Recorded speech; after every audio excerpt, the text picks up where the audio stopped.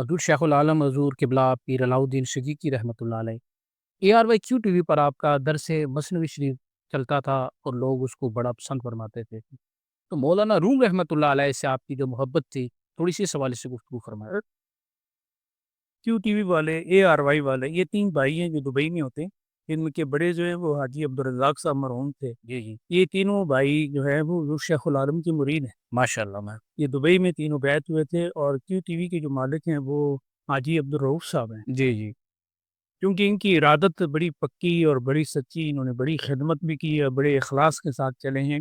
ان کا بہت بڑا سونے کا کاروبار ہے، جی لیکن ان کے دل پر حضور شیخ العالم کی روحانیت کی جو نظر پڑی تو انہیں محسوس ہوا کہ یہ وہ وجود ہے جس سے ہمیں دنیا سے، قبر اور قبر سے جنت تک کا جو راستہ ہے وہ ان کی تعلیمات اور ان کی تزکیات سے ہمیں وہ روشن اور منور نظر آ سکتا ہے، تو وہ بھی بیعت ہوئے ہیں۔ ماشاء اللہ، کیو ٹی وی وہ بھی ہمارا اپنا ٹی وی جی ہے۔ جی جی یس، بڑے ہمارے چاہنے والے ٹی وی کو دیکھتے ہیں، تو وہ حضرت صاحب کے پاس آئے کہ ہم بھی اپنے اسکرین سے، کیو ٹی وی کے اسٹیج سے مثنوی کے جو آپ کے دروس ہیں وہ چلانا چاہتے ہیں تاکہ لوگوں تک آپ کا پیغام محبت پہنچے۔ تو الحمدللہ چل رہا ہے، وہ چل رہا ہے۔ حضرت مولانا روم رحمۃ اللہ تعالی علیہ سے آپ کا بڑا قلبی تعلق ہے، بڑا روحانی تعلق ہے، اور وہ بہت بڑے صوفی بزرگ ہیں۔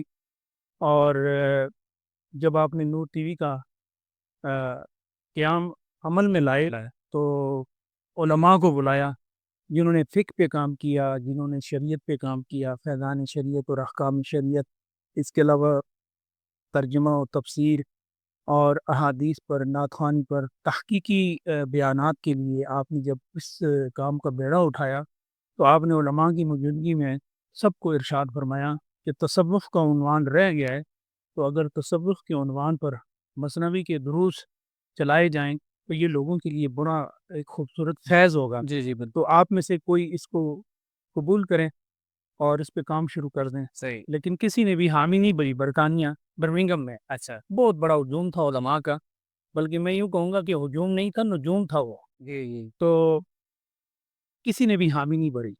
تو ایک نے کہا کہ یہ تو بڑا خشک مضمون ہے مثنوی، یہ کون سنے گا، کون پڑھے گا، اور کس طرح بیان ہوگا؟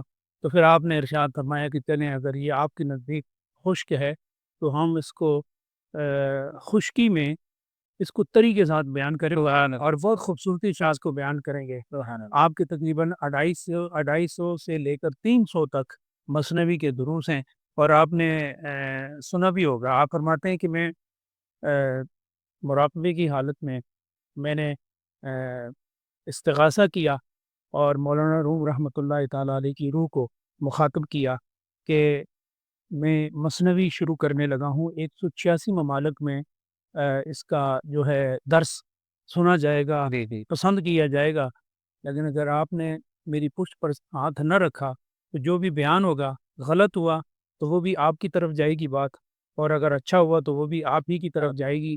لہذا میری خواہش یہ ہے کہ آپ میری رہنمائی فرمائیں، تاکہ جس لطافت کے ساتھ اور جس اضافت کے ساتھ اور جس محبت کے ساتھ آپ نے مثنوی کو لکھا ہے، تو میں چاہتا ہوں کہ اس چاشنیوں کے لیے اتنی روشنی مل جائے کہ سننے والے کے دل و روح کو وہ متاثر کر جائے۔ سبحان اللہ، تو آپ فرماتے ہیں کہ اسی رات مولانا روم رحمۃ اللہ تعالیٰ علیہ میرے خواب میں آئے، سبحان تو اللہ، آپ نے ارشاد فرمایا کہ آپ مثنوی شروع کریں، اور جب بھی آپ کتاب کھولیں تو دائیں ہاتھ پر جو پہلا شعر ہوگا اس کو آپ ترنم کے ساتھ پڑھیں، اور پھر آپ کو کتاب دیکھنے کی ضرورت نہیں۔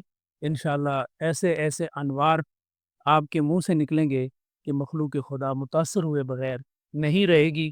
اور مجھے اس بات کی خوشی ہے کہ بیان کرنے والے آپ ہیں، اور اس کو اسٹیج جو ہے وہ نور ٹی وی کا مل رہا۔ سبحان اللہ، تو اللہ کا بڑا احسان رہا، آپ نے 300 کے قریب دروس عطا فرمائے، اور اس درس کو سننے والے ایسے ایسے لوگ تھے کہ میں کیا بتاؤں۔ ہمارے کشمیر کے سابق صدر ہیں سردار مسعود صاحب، جی جی آج کل وہ امریکہ میں ایمبیسڈر ہیں پاکستان کے۔ صحیح ہو، تو میری ان کی دو بدو ملاقات ہوئی، تو وہ مجھے کہتے ہیں کہ پیر صاحب سے میری ملاقات تو نہیں ہے، لیکن میں تھائی لینڈ میں تھا کہ جب بھی پیر صاحب کا درس چلتا تھا مثنوی کا تو ہم صوفے پہ تو عام بیٹھتے تھے، جی جی لیکن درس مثنوی سننے کے لیے ہم صوفے پہ نہیں بیٹھتے تھے، بلکہ ہم نیچے چادر قالین بچھا کے ادب کا جام پی کے تو ہم ساری فیملی نیچے بیٹھ کے تو شیخ العالم کا درس سنتے تھے۔ وہ درس کیا تھا؟ وہ دل کے تار چھیڑنے کا ایک بہانہ تھا، اور اس درس سے جو ہمیں رہنمائی اور پشت پناہی ملی، ہمارے دلوں اور روح اور دماغ کو جو سکون ملتا تھا نا، آپ کے چہرے کو دیکھ کے، آپ کی گفتگو گویا کہ درس مثنوی وہ گفتگو بھی تھی، وہ جستجو بھی تھی۔ بے شک وہ تو جستجو سے گفتگو اور گفتگو سے قلوب و اذہان کو متاثر کرنا، بے یہ اللہ پاک نے انہیں ایسی تاثیر عطا فرمائی تھی کہ جو بھی سنتا تھا وہ متاثر ہوئے بغیر رہ نہیں پاتا تھا۔ بے شک